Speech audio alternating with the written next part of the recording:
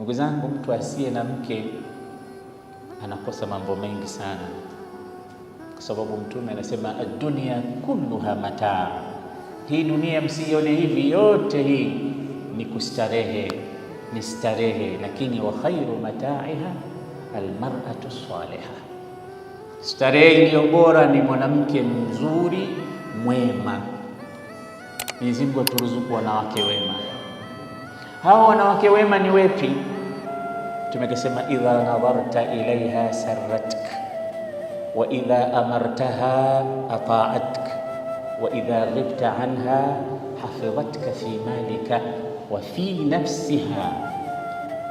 Mwanamke mzuri mwema ana sifa tatu katika hadithi hii ya Mtume anasitaja. Ya kwanza, ukimwangalia unafurahi, ukimwangalia wewe mwenyewe unafurahi. Ndugu zangu, usione hivi katika maisha, kunatakiwa kitu cha kukupa furaha ndani yake.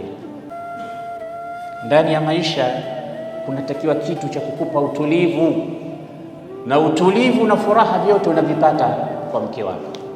Wa min ayatihi an khalaqa lakum min anfusikum azwajan litaskunu ilayha wa ja'ala bainakum mawaddatan wa rahma inna fi dhalika laayatin liqaumin yatafakkarun. Miongoni mwa alama za Allah ni sisi wanaume kutuletea wanawake na wao wanawake kuletea wao wanaume, ili tupate kutulia kwao, tupate utulivu. Sasa kuna maana gani katika Ramadhani kutajwa wanawake katika ayatu hizi za saumu? Utulivu kama haupo, unafikiri utakuja itikafu wewe hapa? Unafikiri utafunga kwa raha? Unafikiri utafanya ibada kwa raha?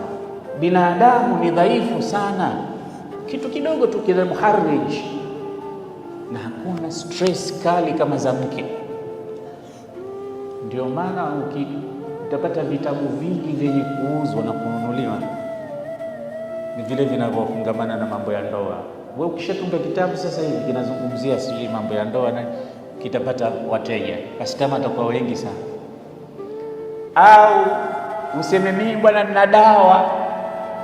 Siku hizi wanasema wanafika kwenye misikiti, heshima heshima heshima heshima, yani njoo uchukue dawa za kuweka heshima nyumbani kwako, na wale wanapata customer wengi sana. Wengine wanaona haya pale pale, wanamuita pembeni, bwana nataka heshima. Mnacheka kwa sababu ndio mnaona kwenye misikiti yetu nini yote, kwa sababu yale mambo yaende vizuri.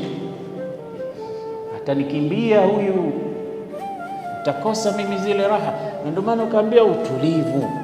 Sasa Ramadhani yako, wallahi, ikiwa mkeo mnapendana, mke wako mnasikilizana, ukimtizama unafurahi, inafungika smoothly kabisa, unakwenda vizuri. Hata ukikutana na wenzako unaonekana una bashasha, unaonekana mtu mzuri, stress free.